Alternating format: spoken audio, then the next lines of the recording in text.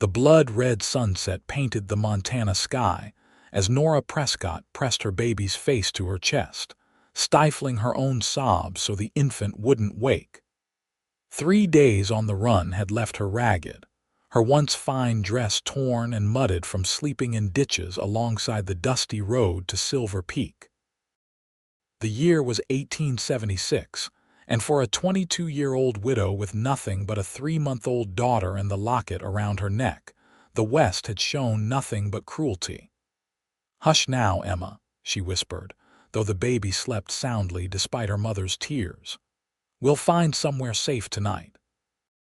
The silver mining town of Silver Peak emerged from the horizon, its ramshackle buildings clustered together like frightened children. Nora had heard whispers of work there: laundry, cooking, anything that might earn her enough to feed Emma and herself. The baby stirred against her breast, tiny fingers curling and uncurling in sleep, oblivious to their desperate circumstances. Nora stumbled forward, her worn boots catching on the uneven ground. A wagon rattled past, the driver sparing her only a cursory glance before looking away.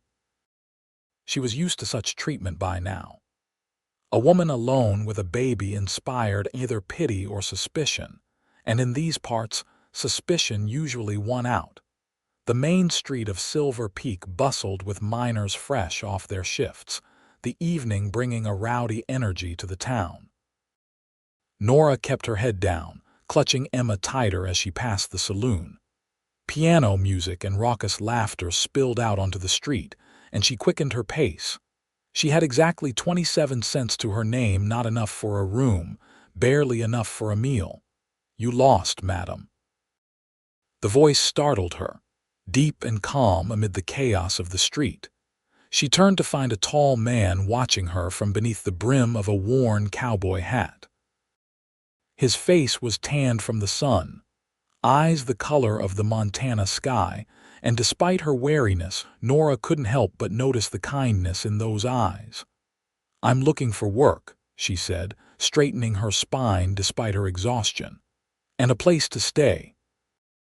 The man considered her for a moment, his gaze dropping to the sleeping bundle against her chest. "Name's Kieran Blackett. I run the livery stable at the edge of town." He gestured down the road. "There's a room above it that's empty. Used to be for the stable hand, but he moved on last month." Nora shifted uncomfortably. She'd learned the hard way that men's offers rarely came without expectations. "I can't pay much." Wasn't asking for payment just yet. Kieran removed his hat, revealing dark hair that curled slightly at the temples. "You look like you could use a rest before we discuss terms. The room ain't much, but it's clean." Emma stirred again, tiny face scrunching before settling back into sleep. Nora felt tears threatening again, this time from desperate hope rather than despair. "Why would you help us?" Kieran replaced his hat, shrugging broad shoulders beneath a faded blue shirt. "Been where you are, not exactly, mind you, but close enough." He nodded toward the baby. "What's the little one's name?" "Emma," Nora answered, her voice barely audible above the street noise. "And I'm Nora." "Nora Prescott." "Well, Mrs. Prescott, miss," she corrected quickly, then immediately regretted it.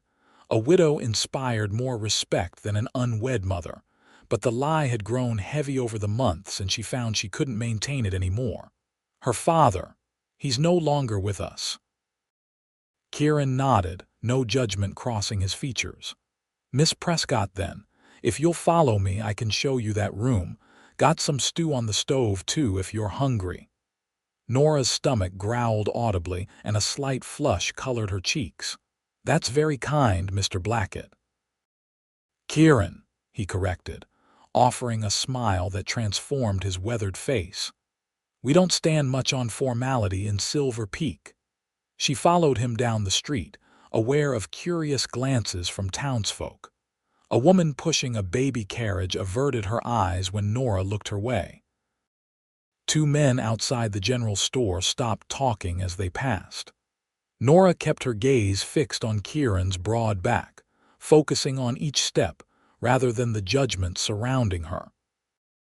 The livery stable sat at the edge of town, a large, well-maintained building with the scent of hay and horses wafting from its open doors. Beside it stood a small house, modest but solid. Kieran led her to a side entrance and up a narrow staircase. "It's just the one room," he explained, opening a door at the top of the stairs. "But there's a pump out back for water, and you can use the cook stove in the main house when you need to." The room was indeed small, but clean as promised.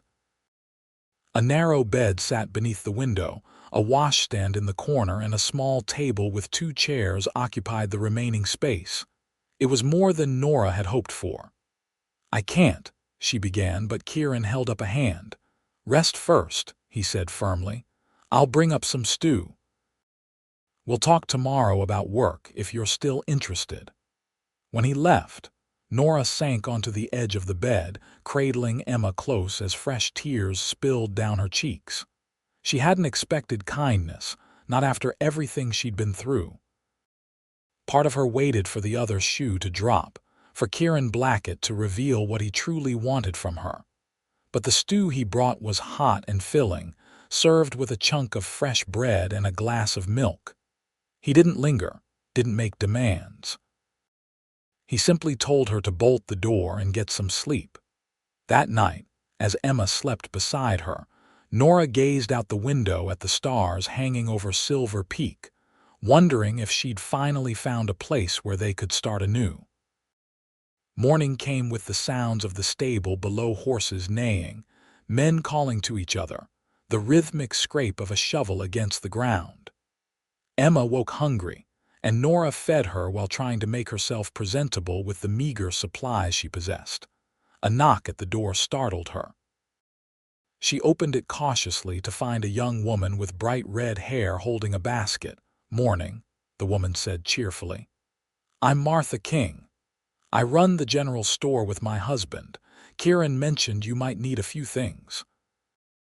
She thrust the basket forward, revealing diapers, a tin of powdered milk, and some basic toiletries.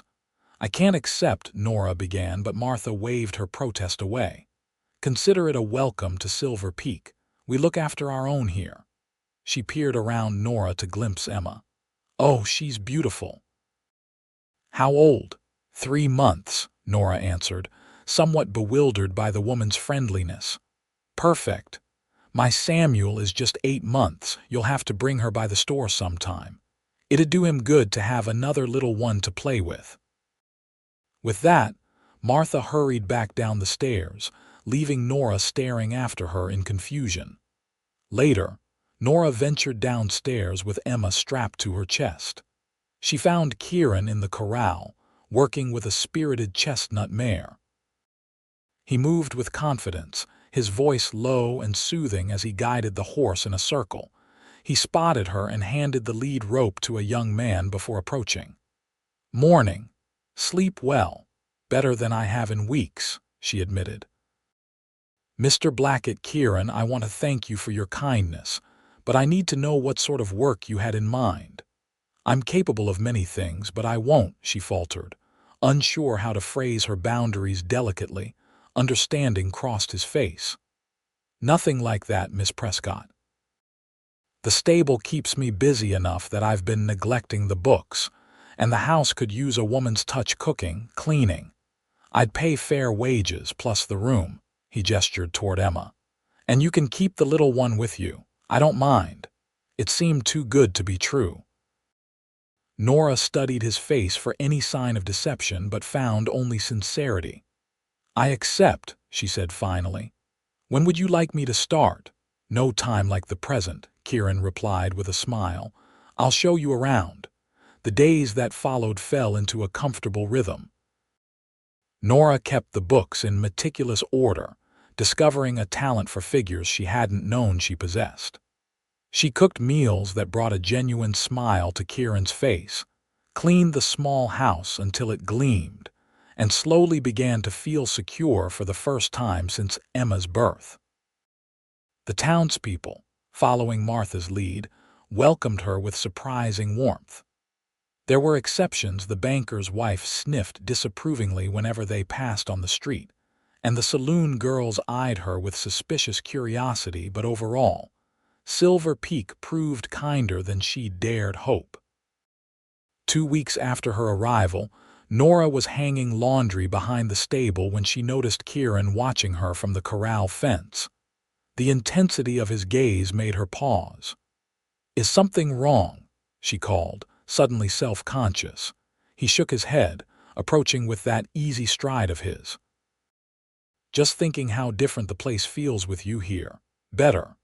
A warm flush crept up her neck. "I'm glad to be useful. It's more than that." Kieran leaned against the clothesline post. "You've brought life back to this place. Haven't seen Emma cry once since you arrived. She's thriving." "You both are." Nora smiled, glancing toward where Emma lay on a blanket in the shade, kicking her legs happily. "She feels safe here. So do I." Kieran seemed about to say more when the sound of approaching hoofbeats drew their attention. 3 riders appeared, dust billowing behind them. Nora felt a chill as they dismounted in front of the stable. "Blackett," called the leader, a heavy-set man with a thick mustache. "Got a message from Carson City. They're looking for a woman traveling with an infant. Thought you should know, seeing as you've taken in a stranger recently." Nora froze, the damp sheet she'd been hanging slipping from her fingers. Kieran's expression revealed nothing as he moved to stand between her and the riders. "Sheriff Phillips," he acknowledged. "What's the nature of their interest in this woman?" The sheriff glanced at Nora, his gaze lingering on Emma. "Theft, apparently. Stole some valuable items from her employer before fleeing. They're offering a reward for information leading to her capture." "That's so." Kieran's voice remained casual, but Nora could see the tension in his shoulders. "Well, Miss Prescott here came from Butte, not Carson City, and she's been nothing but hardworking and honest since she arrived." Sheriff Phillips nodded slowly. "Just doing my duty, passing along the information. If you say she's from Butte, I've no reason to doubt you." He tipped his hat. "Good day, Blackett, madam." As they rode away, Nora sank to her knees beside Emma, trembling. Kieran knelt next to her, concern etched on his features. "Nora, what was that about?" She couldn't meet his eyes. "I should leave. I'm bringing trouble to your door." His hand on her arm stopped her when she tried to rise. "Talk to me. Whatever it is, we can figure it out." The kindness in his voice broke the dam she'd built around her secrets. Words poured out, halting at first, then in a rush. She told him about working as a housekeeper for Judge Wilson in Carson City, about the judge's son Thomas, who had pursued her relentlessly, promising marriage only to abandon her when she told him she was with child. "When Emma was born, Thomas's mother accused me of trying to trap her son into marriage. She claimed I stole her diamond earrings, a family heirloom, to fund my scheme. It wasn't true, but the judge believed her. They were going to take Emma away, claim I was unfit." Nora wiped tears from her cheeks. "So I ran. I've been running ever since." Kieran was silent for a long moment. "You didn't steal anything." "No, I swear it. All I took was what belonged to me and Emma." He nodded once, decision made. "Then you stay right here. Sheriff Phillips is a reasonable man. I'll speak with him, explain the situation." "Why would he believe you over a judge's family?" Kieran's smile held no humor. "Because Phillips and I served together in the war. He knows I don't lie. And because Judge Wilson's reputation has reached even Silver Peak, not as the upstanding citizen he pretends to be, but as a man who uses his position to bully those weaker than himself." Hope flickered in Nora's chest, tentative but real. "You do that for us. You barely know me." "I know enough," Kieran said softly, his gaze holding hers. "I know you're brave and kind. I know you'd do anything for your daughter. That tells me all I need to know about your character." That evening, after Emma had been fed and put to bed, Nora sat at the small table in her room, writing in the ledger by lamplight. A knock at the door revealed Kieran, a bottle of whiskey and 2 glasses in his hands. "Thought you might need this," he said, lifting the bottle. "I know I do after talking to Phillips." Her heart sank. "He didn't believe you, on the contrary." Kieran set the glasses down, pouring a measure into each. "He not only believed me, but had already suspected something similar. Turns out another girl who worked for the Wilsons passed through here last year with a similar story, though without a baby in tow." Relief washed over her. "So we're safe, as houses." Kieran raised his glass. "Phillips is sending a wire to some contacts he has, building a case against the judge for a pattern of false accusations. It might take time, but eventually, you won't have to look over your shoulder anymore." Nora raised her glass to his, their fingers brushing momentarily. "I don't know how to thank you." "No need." Kieran's eyes held hers. "Having you and Emma here is thanks enough." The whiskey burned pleasantly down her throat, warming her from within, or perhaps it was Kieran's presence that caused the warmth spreading through her chest. Either way, for the first time in months, Nora allowed herself to relax completely. As spring turned to summer, Nora's role at the livery stable expanded. She had a natural way with the horses, and Kieran began teaching her about their care and training. Emma grew stronger daily, her chubby cheeks and ready smile making her a favorite among the townsfolk who frequented the stable. Nora noticed the way unmarried women eyed Kieran when he went into town, the way they found excuses to visit the stable. He was kind to them all but maintained a polite distance. Sometimes, she caught him watching her when he thought she wasn't looking, his expression unreadable. In late July, a heat wave settled over Silver Peak, making the days long and uncomfortable. Nora took to bathing Emma in a small tin tub on the back porch in the evenings, letting the baby splash and giggle in the cool water. One such evening, Kieran returned from town earlier than expected, stopping at the sight of them. Emma immediately reached for him, water droplets flying from her tiny fingers. "Well, look at you," he chuckled, crouching beside the tub. "Having a grand time, aren't you, little miss?" "She loves the water," Nora said, smiling at her daughter's antics. "I think we have a future swimmer on our hands." Kieran reached out, letting Emma grab his finger in her wet grasp. "My mother taught me to swim in the creek behind our farm when I was 4, said I took to it like a fish." "You never speak of your family," Nora observed, wrapping Emma in a towel as she began to tire of her bath. A shadow crossed his face. "Not much to tell. Parents died of fever when I was 16. No siblings. Worked farms until the war, then came west afterward looking for something different." "And did you find it?" Nora asked, lifting Emma into her arms. His gaze met hers, intense and searching. "I believe I'm starting to." The moment stretched between them, fraught with unspoken feelings until Emma's sleepy whimper broke the spell. Nora cleared her throat, suddenly flustered. "I should get her to bed." Kieran nodded, rising to his feet. "I brought something back from town." He retrieved a package from his saddlebag, unwrapping it to reveal a small wooden horse, beautifully carved. "Thought Emma might like it when she's a bit older." Nora's throat tightened at the gesture. "She'll treasure it, thank you." Later, after Emma had been settled in the cradle Kieran had built for her, Nora sat on the porch steps, enjoying the cooler evening air. Kieran joined her, their shoulders nearly touching in the narrow space. "Martha invited us to Sunday dinner after church," he mentioned, his voice casual. "Said Samuel misses Emma's company." "That's kind of her." Nora hesitated. "Though I'm not sure about church. It's been some time since I attended and I'm not certain how welcome I'd be." Kieran turned to face her. "You'd be with me. Anyone who has a problem with that will answer to me." The protectiveness in his voice sent a shiver through her that had nothing to do with the evening breeze. "Are you asking to escort me to church, Kieran Blackett?" A slow smile spread across his face. "I suppose I am, Nora Prescott." She found herself returning his smile. "Then I accept." Sunday arrived with clear skies and a sense of anticipation Nora hadn't felt in years.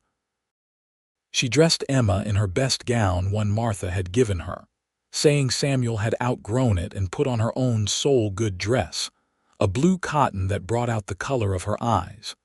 When Kieran saw them waiting on the porch, he stopped in his tracks, his expression making Nora's heart flutter. He'd shaved close and wore a clean shirt with a string tie, his hair slicked back with water. "You look beautiful," he said simply, offering his arm. They walked to the small white church together, Emma cradled in Nora's free arm. She felt the stares of townspeople as they entered, some curious, some approving, a few disapproving. But with Kieran beside her, his solid presence reassuring, Nora found she could hold her head high. The service passed in a blur of hymns and prayer, Emma remaining miraculously quiet throughout. Afterward, as they mingled outside the church, Nora was surprised by how many people approached to introduce themselves properly, cooing over Emma and welcoming Nora to the community. "Mrs. Prescott." A cold voice cut through the pleasant atmosphere. Nora turned to find Mrs. Holloway, the banker's wife, regarding her with thinly veiled disdain. "I'm surprised to see you here. I wasn't aware that unwed mothers were welcome in our congregation." A hush fell over the nearby conversations. Nora felt heat rise to her face, but before she could respond, Kieran's hand came to rest at the small of her back. "Mrs. Holloway," he said, his tone deceptively mild. "I wasn't aware that judgment was yours to pass. Seems to me that's the Lord's work, not yours." The woman's mouth opened and closed like a fish out of water. "Well, I never, and that's a shame," Kieran continued, "because if you had, you might have learned the Christian values of compassion and kindness that the rest of this community practices so well." Martha King stepped forward, linking her arm through Nora's. "We're going to be late for dinner if we stand around chatting all day. Mrs. Holloway, I'm sure you have your own plans." With that, she guided Nora and Kieran away, leaving the banker's wife sputtering in their wake. Dinner at the King's home was a joyous affair. Samuel and Emma were settled on a blanket together, the older boy offering toys to Emma with solemn concentration. Nora watched them play while helping Martha serve the roast chicken and vegetables. "Don't mind Holloway," Martha said quietly as they worked.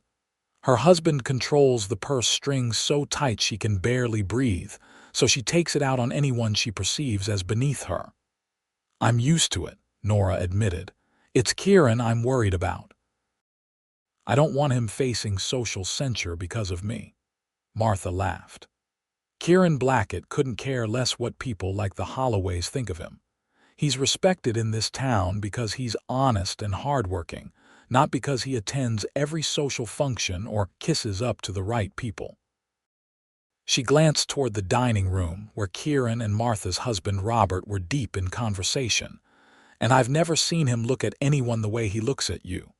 Nora nearly dropped the bowl she was carrying. "We're not he's my employer." Mmmm. Martha's knowing smile made Nora blush. "And Robert was just my customer when he first came into my father's store. Yet here we are, 5 years married with Samuel over there trying to steal your Emma's rattle." The autumn brought cooler temperatures and new challenges. A dispute over water rights between local ranchers threatened to spill over into violence, with the livery stable caught in the middle as both sides boarded their horses there. Kieran found himself playing peacemaker more often than he liked, coming home each evening with tension etched on his face. Nora did what she could to ease his burden, having hot meals ready and maintaining a peaceful home. Emma, now crawling and babbling constantly, never failed to bring a smile to his face, even on the hardest days. One crisp October evening, Kieran returned from a particularly difficult meeting between the ranchers. Nora had just put Emma to bed and was sitting by the fire, mending one of his shirts. He sank into the chair across from her, running a hand through his hair in frustration. "Bad day?" she asked, setting aside her sewing. "Stubborn fools, the lot of them," he muttered. "They'd rather shoot each other than compromise, and they don't seem to care who gets caught in the crossfire." Nora rose and poured him a cup of coffee, adding a splash of whiskey from the bottle he kept on the shelf. "Here, this might help." Their fingers brushed as he took the cup, that now familiar spark passing between them. "You always know just what I need," he said softly. Something in his tone made her breath catch. "It's the least I can do, after everything you've done for us." Kieran set the cup down, reaching for her hand. "Nora, you must know by now that I don't see you as an obligation or a charity case. You're so much more than that." Her heart hammered against her ribs. "Kieran, I've been trying to find the right time, the right words." He stood, still holding her hand, bringing them face to face. "I'm not a fancy man with poetic speeches, but I know what I feel and I can't keep it inside anymore." Nora could scarcely breathe as he continued, his voice low and earnest. "I love you, Nora Prescott. I love the way you sing to Emma when you think no one's listening. I love how your nose scrunches when you're concentrating on the ledgers. I love your courage and your kindness." His thumb traced circles on her palm. "And I love Emma as if she were my own." Tears filled Nora's eyes. "Kieran." A thunderous knock at the door interrupted her. Kieran's expression darkened as he released her hand and moved to answer it. Sheriff Phillips stood on the porch, his face grim. "Blackett, sorry to disturb you, but there's trouble brewing. The Miller boys are threatening to dam the creek that runs through the Henderson property. Both sides are armed and looking for an excuse." Kieran swore under his breath. "I'll saddle up." "I'm coming with you," Phillips said. "Figure between the two of us, we might be able to talk some sense into them before someone gets killed." Nora followed them onto the porch. "Be careful," she called as Kieran mounted his horse. He looked back at her, regret and determination mingling in his expression. "We'll finish our conversation when I return. That's a promise." As she watched them ride away, Nora wrapped her arms around herself, his unfinished declaration hanging in the air between them. Hours passed with no word. Nora paced the floor, checking on Emma periodically, though the baby slept soundly through the night. When dawn broke with still no sign of Kieran, worry gnawed at her stomach. Martha appeared at mid-morning, her face tight with concern. "Any news?" "Nothing," Nora said, trying to keep her voice steady for Emma's sake. The baby sat on a blanket nearby, happily stacking wooden blocks Kieran had made for her. "Robert rode out an hour ago to see what was happening," Martha said, taking a seat at the table. "This feud has been brewing for months. The Millers claim the Hendersons have been stealing water during the drought. The Hendersons say the creek has always run through their property and they have rights to it." "And Kieran is caught in the middle," Nora murmured, her worry deepening. "He respects him," Martha assured her. "Both sides. If anyone can make them see reason, it's Kieran." The sound of hoofbeats sent both women rushing to the window. Robert King dismounted quickly, his expression grave as he hurried to the door. "What happened?" Martha demanded before he could even knock. "There was shooting," Robert said, removing his hat. "No one's dead, thank God, but Kieran took a bullet in the shoulder trying to get between them." The room seemed to tilt around Nora. "Where is he?" He's alive," Robert assured her quickly. "Doc Sullivan is patching him up at his office now. Sheriff Phillips asked me to come tell you. He says Kieran's main concern was that you'd be worried." Relief made Nora's knees weak. I need to go to him. I'll stay with Emma, Martha offered immediately. Nora hesitated, looking at her daughter. She'd never left Emma before, not even for an hour. Go, Martha insisted, already moving to gather Emma into her arms. That man loves you something fierce. He needs you now. The walk to the doctor's office was the longest of Nora's life. Townsfolk stopped her along the way, expressing concern and offering assistance. By the time she reached the small building with Dr. Sullivan painted on the window, it seemed all of Silver Peak knew what had happened. The doctor's wife, a kind woman with silver-streaked hair, met her at the door. He's asking for you, dear. Lost some blood, but the bullet went clean through. He's a lucky man. Kieran lay on a narrow bed in the back room, his left shoulder heavily bandaged, his face pale against the white pillowcase. Sheriff Phillips sat beside him, rising when Nora entered. Miss Prescott, the sheriff acknowledged. He's been refusing laudanum until he saw you were all right. I'm fine, she assured Kieran, moving to his bedside and taking his good hand in hers. It's you I'm worried about. Kieran's eyes, though clouded with pain, focused on her face. Told you I'd be back, he murmured. Got a conversation to finish. Sheriff Phillips cleared his throat. I'll leave you two alone. Blackett, you rest up. Those ranchers have agreed to a truce for now, thanks to you. When they were alone, Nora struggled to contain her emotions. You could have been killed. Takes more than a rancher with poor aim to keep me from coming home to you. Kieran winced as he tried to shift position. Don't move, she scolded, then softened her tone. The doctor says you'll recover fully, but you need to rest. Not until I say what I started to say last night. He squeezed her hand. I love you, Nora. I want to marry you if you'll have me. I want to be a father to Emma, to give her my name and protection. I want us to be a family. Tears spilled down Nora's cheeks as the walls around her heart finally crumbled. I love you too. I have for so long, but I was afraid of depending on someone again, afraid you'd change your mind once you really knew me. I know everything I need to know, Kieran assured her. Your past doesn't matter to me, only our future. Yes, she whispered, pressing her lips to his hand.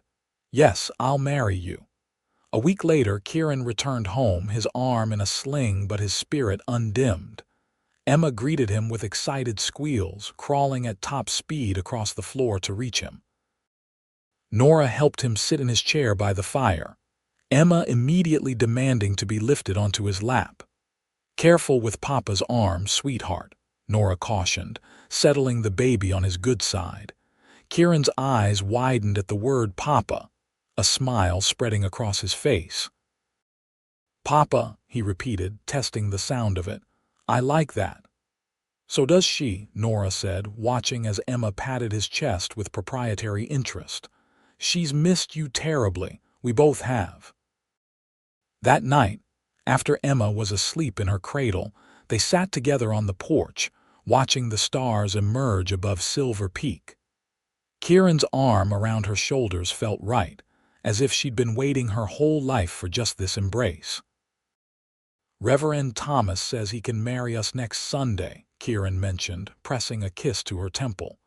If that suits you. It does, Nora agreed, leaning into him. Martha's already planning a celebration afterward. I think half the town is involved. They care about you, Kieran said. Both of you. You've become part of this community. Nora marveled at how much her life had changed in just a few months, from desperate flight to profound belonging, from isolation to love. I never thought I'd find a home again, not after everything that happened.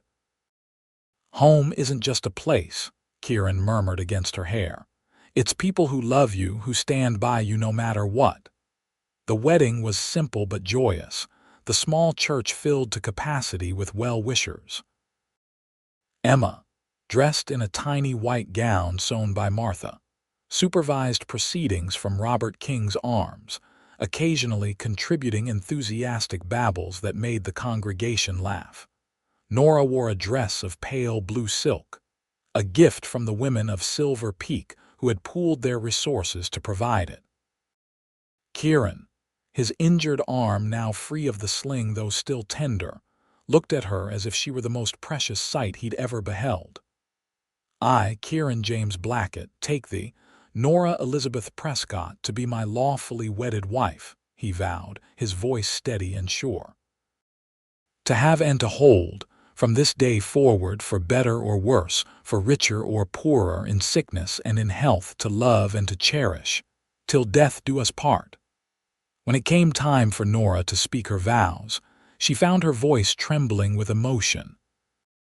I, Nora Elizabeth Prescott, take thee, Kieran James Blackett, to be my lawfully wedded husband. The words flowed from her heart, a promise she made without reservation. To have and to hold, from this day forward, for better or worse, for richer or poorer, in sickness and in health, to love and to cherish, till death do us part. By the power vested in me, Reverend Thomas concluded, I now pronounce you husband and wife. You may kiss your bride. Kieran's kiss was gentle yet filled with promise, sealing their bond as cheers erupted around them. When they turned to face the congregation as Mr. and Mrs. Blackett for the first time, Emma reached for them from Robert's arms, clearly unwilling to be left out of the celebration. Laughing, Kieran gathered her up with his good arm, and together the three of them walked down the aisle as a family. The celebration afterward, held in the town square, lasted well into the evening. Lanterns were strung between buildings, casting a warm glow over tables laden with food contributed by every household in Silver Peak. Music from fiddles and a piano brought from the saloon encouraged dancing, and even Sheriff Phillips was seen taking a turn with the doctor's wife. As twilight deepened, Nora found herself seated beside Kieran at the head table, Emma sleeping peacefully in her arms despite the noise around them. She watched the townspeople laughing and talking, many of whom had become dear friends over the past months. Happy? Kieran asked, his hand covering hers on the table. More than I ever thought possible, she answered truthfully. Though I keep expecting to wake up and find this has all been a beautiful dream. He lifted her hand to his lips. If it is a dream, then we're sharing it. And I have no intention of waking up. Martha approached, Samuel dozing against her shoulder. Time we got this one to bed, she said, nodding at her son. And I imagine you three might want some time alone as well. The walk home was quiet, the night air cool against their skin. Emma slept in Nora's arms, her little face peaceful in the moonlight. Kieran carried a lantern to light their way, his other hand resting at the small of Nora's back. When they reached the house, their house now, truly Kieran paused at the threshold. Wait, he said, setting down the lantern. Before Nora could question him, he'd swept her and Emma into his arms, being careful of his healing shoulder. Kieran, she gasped. Your injury is fine, he assured her, carrying them over the threshold. Some traditions are worth a little discomfort. Inside, Nora laid Emma in her cradle, the baby stirring only slightly before settling back into sleep. She straightened to find Kieran watching her, his expression tender in the lamplight. Mrs. Blackett, he said softly, drawing her into his arms. I like the sound of that, she admitted, lifting her face to his. Their life together settled into new rhythms as winter approached. Kieran expanded the livery stable's operations, hiring 2 young men from town to help with the increased workload. Nora continued to manage the books, but also found time to establish a small school for the younger children of Silver Peak, teaching basic reading and arithmetic 3 mornings a week in a room above the general store. Emma thrived under their care, growing stronger and more curious daily. By December, she was pulling herself up on furniture and taking tentative steps while holding Kieran's hands. Her first clear word was Papa, which Kieran claimed was proof of her excellent judgment.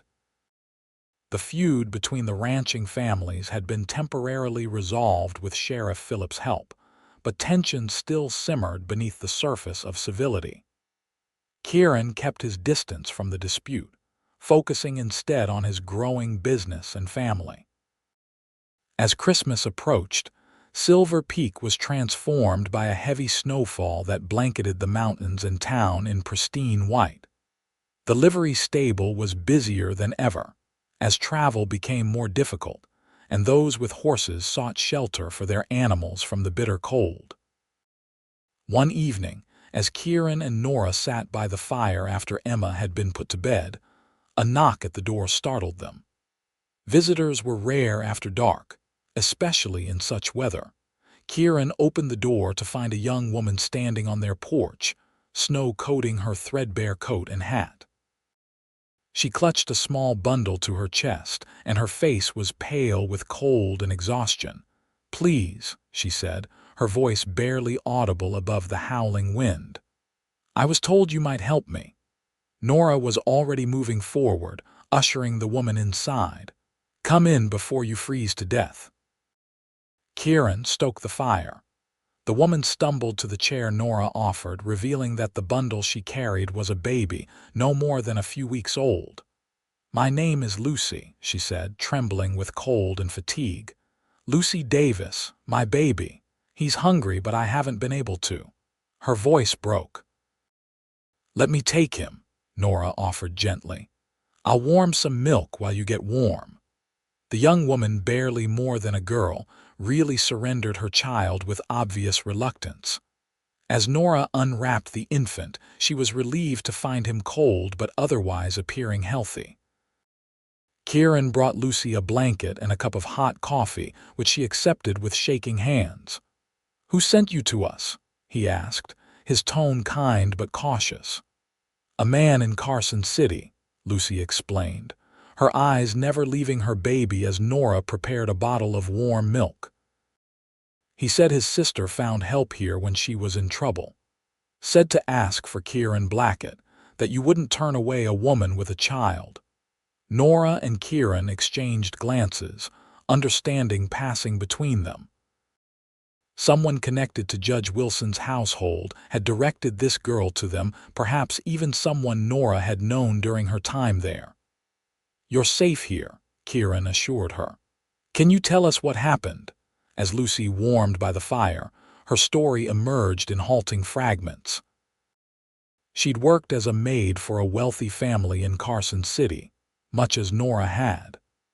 The son of the house had taken advantage of her, and when she discovered she was with child, she'd been dismissed without references.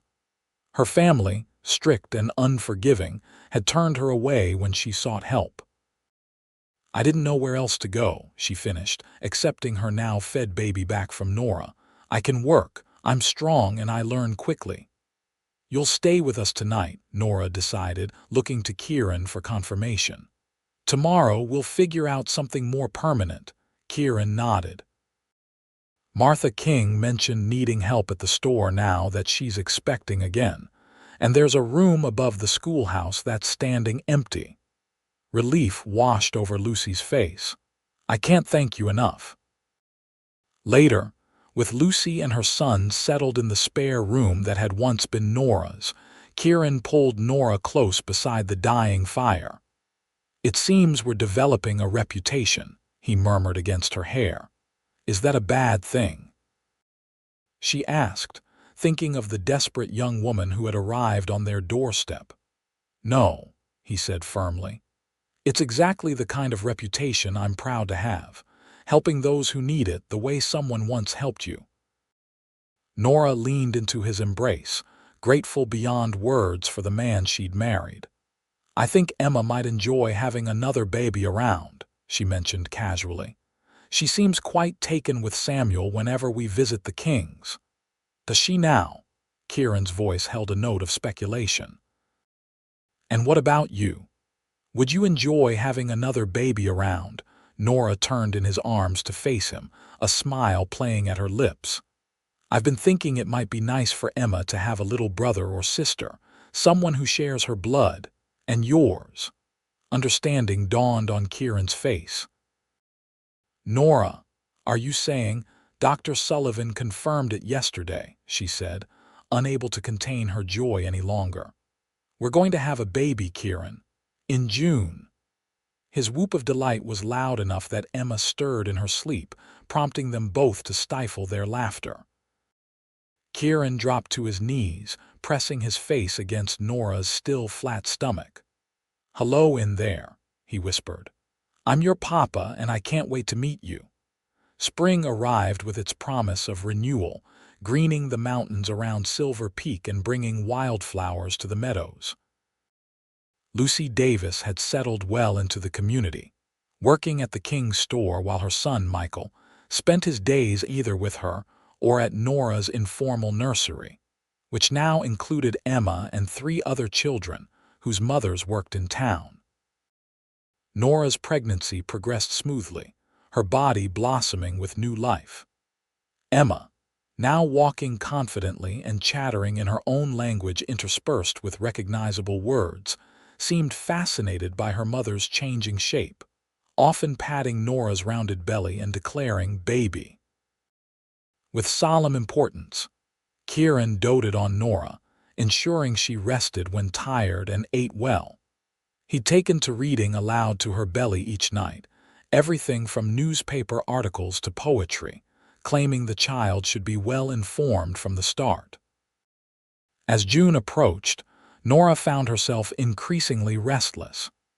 The heat had returned early to the valley, making sleep difficult despite Kieran's efforts to keep their bedroom cool with damp sheets hung over the windows.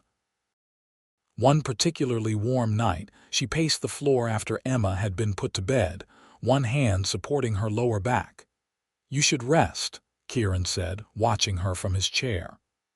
"Doc Sullivan said—" "I know what he said," Nora interrupted, then immediately felt guilty for her sharp tone. "I'm sorry, I just can't seem to get comfortable." Kieran rose, coming to massage her shoulders gently. "What can I do?" Before she could answer, a knock at the door interrupted them. Kieran frowned. It was nearly 9 o'clock, late for casual visitors. Sheriff Phillips stood on their porch, his expression grave. "Evening, Blackett, Mrs. Blackett. Sorry to disturb you, but we've got trouble." "The ranchers again?" Kieran asked, stepping aside to let the sheriff enter. "Worse," Phillips said, removing his hat. "Got word from Carson City. Judge Wilson and his son are on their way here, with papers they claim give them the right to take Emma." Nora felt the blood drain from her face, her hand instinctively moving to her belly as if to protect both her children. "They can't. She's our daughter. Kieran adopted her legally." "I know that," Phillips assured her. "And those papers won't hold water here, but they're determined and they're bringing muscle with them." Kieran's face hardened. "When?" "Day after tomorrow, best guess. They were spotted in Reno yesterday." After the sheriff left, promising to gather a few trusted men to help if needed, Nora collapsed into a chair, trembling. "They're never going to leave us alone, are they?" Kieran knelt before her, taking her hands in his. "Listen to me. They will not take our daughter. I won't let that happen. Neither will Phillips or Robert King or any of the dozen other men in this town who would stand with us." "But why now?" Nora whispered. "After all this time, Emma doesn't even know them. My guess, they heard about our marriage, about how well we're doing here. The judge's pride can't stand the thought that you've built a good life despite his efforts to ruin you." Kieran's jaw tightened. Or perhaps his son has had a convenient attack of conscience now that he thinks there's a respectable household for Emma. Nora shook her head. "Thomas Wilson has no conscience. He wants to hurt me, to punish me for not quietly accepting the role of discarded mistress." She met Kieran's gaze, her own hardening with resolve. "We need to end this once and for all." The next day passed in tense preparation. Word spread quickly through Silver Peak about the coming confrontation. Martha took Emma for the day, insisting that the King's home at the far end of town was the safest place for her.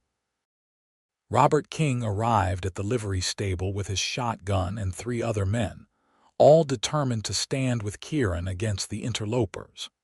Sheriff Phillips stationed deputies at the town limits, with instructions to alert them the moment Wilson's party arrived.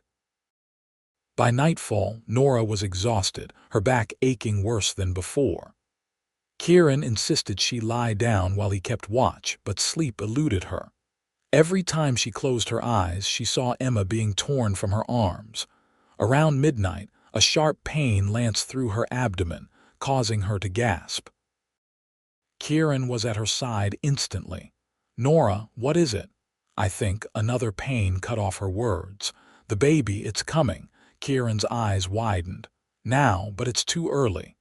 Dr. Sullivan said 2 more weeks at least." "Apparently your child has other ideas," Nora managed through gritted teeth as another contraction gripped her. Kieran sprang into action, sending one of the men to fetch the doctor while helping Nora into a more comfortable position. By the time Dr. Sullivan arrived, the contractions were coming regularly, 5 minutes apart. "This baby isn't waiting," the doctor confirmed after examining her. "Everything looks good, though. Strong heartbeat, proper position." Through the long night, Kieran never left Nora's side, holding her hand through contractions, wiping her brow, and murmuring encouragement. As dawn broke over Silver Peak, bringing with it the threat of Wilson's arrival, Nora gave a final push and their son entered the world with a lusty cry. "He's perfect," Dr. Sullivan announced, placing the red-faced, squalling infant on Nora's chest. "A fine, healthy boy." Tears streamed down Nora's face as she gazed at their son. He had Kieran's dark hair and strong jaw, but her nose and chin. "Hello, little one," she whispered. "You certainly know how to make an entrance." Kieran's eyes shone with pride and love as he touched his son's tiny hand. "He's magnificent, just like his mother." They named him James Thomas Blackett, James for Kieran's father, Thomas for the reverend who had married them. As Dr. Sullivan finished attending to Nora and the baby, Sheriff Phillips appeared at their bedroom door, his expression tense. "They're here," he said simply. 6 men, including the judge and his son. "They're at the hotel now, but they're asking questions about where to find you." Kieran straightened his shoulders, torn between his newborn son and the threat to his daughter. "Tell them I'll meet with them, alone, at the sheriff's office in 2 hours. "Kieran, no," Nora protested weakly, clutching baby James to her chest. "It's too dangerous." "Trust me," he said, pressing a kiss to her forehead. "This ends today, one way or another." 2 hours later, Kieran stood in Sheriff Phillips' office, waiting.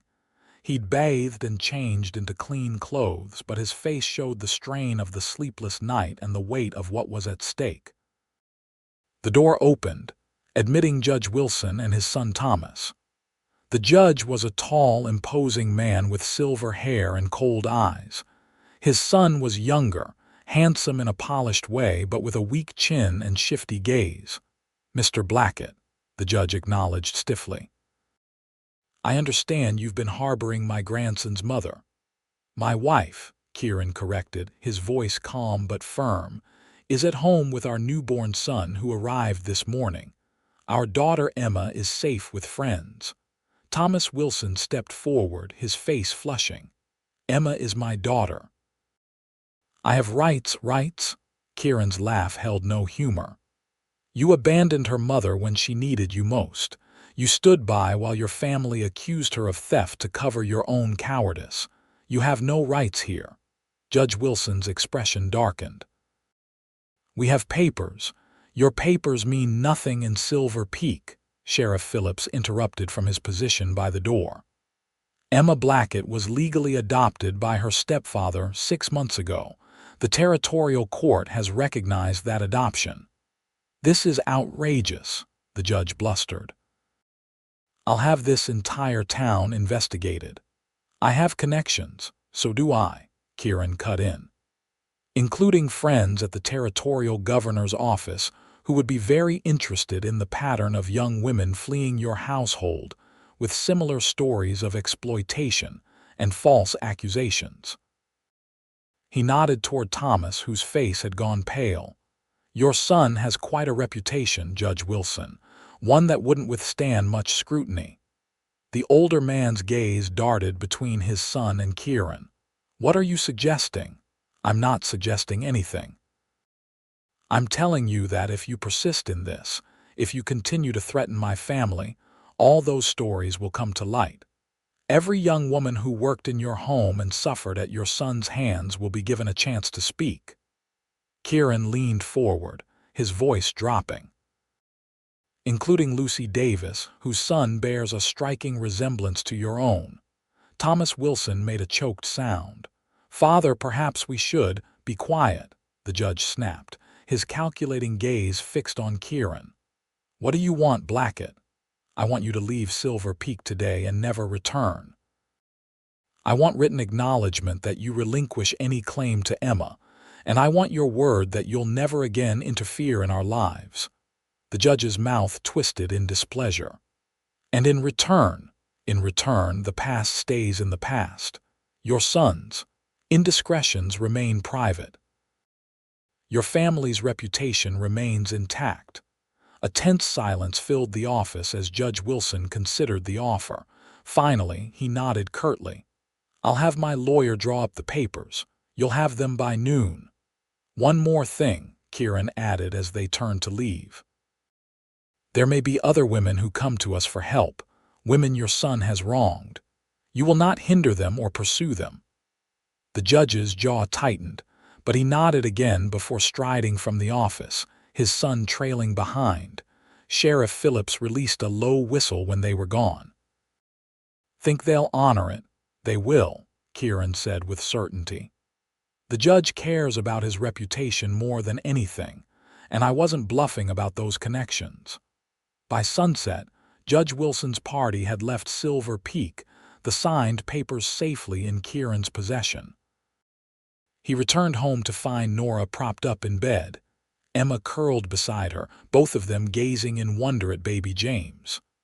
Papa, Emma exclaimed, holding out her arms to him. Kieran gathered her up, pressing a kiss to her curls. Hello, Princess. Have you been helping Mama with your new brother? Emma nodded solemnly. Baby James sleep?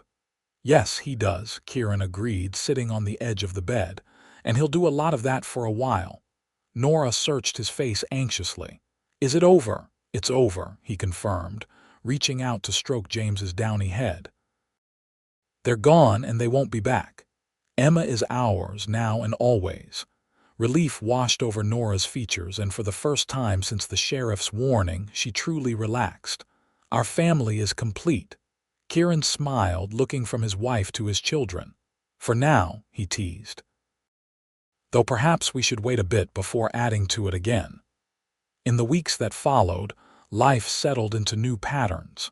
James proved to be a contented baby, sleeping well and nursing eagerly. Emma took her role as big sister seriously, helping Nora in her own toddler way and singing improvised lullabies to her brother. Kieran expanded their living quarters, adding 2 bedrooms to the house to accommodate their growing family. The livery stable continued to prosper, with plans for a coaching inn to be built adjacent to it the following spring. Lucy Davis and her son Michael remained in Silver Peak, becoming part of the close-knit community. Lucy's skill with a needle had led to a thriving dressmaking business, with orders coming from as far away as Reno. By the time James was 3 months old, sleeping through the night and beginning to show his father's ready smile, Nora felt fully recovered from his birth. The summer heat had given way to the crisp air of autumn, and the aspen trees in the mountains had turned golden. One evening, as they sat on the porch watching the sunset, Emma and James both asleep inside, Kieran took Nora's hand in his. Happy, he asked, just as he had on their wedding day. Completely, she answered, leaning her head against his shoulder. I never imagined I could have this life, this family.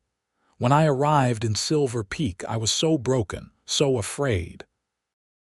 I knew from the moment I saw you, Kieran said, his voice soft with memory, standing there in the street with Emma in your arms, that my life was about to change. You looked so determined, so fierce despite your exhaustion. Nora smiled at the recollection.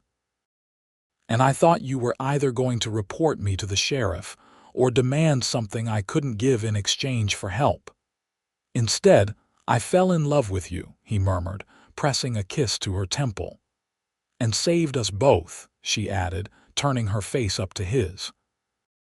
As the stars emerged above Silver Peak, Kieran held his wife close, grateful for the twist of fate that had brought her to his door that day. For a lone woman with a baby, the West could be unforgiving, but together, they had built something stronger than the forces that had tried to tear them apart. Inside, Emma and James slept peacefully, secure in the knowledge, even if Emma was the only one old enough to consciously register it, that they were safe, protected, and deeply loved.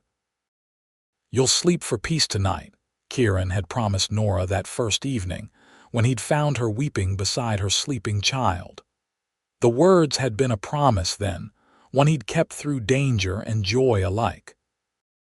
Now, with the quiet certainty of abiding love, that peace had become the foundation of their life together, a life neither of them had dared to dream possible until they found each other under the vast Montana sky.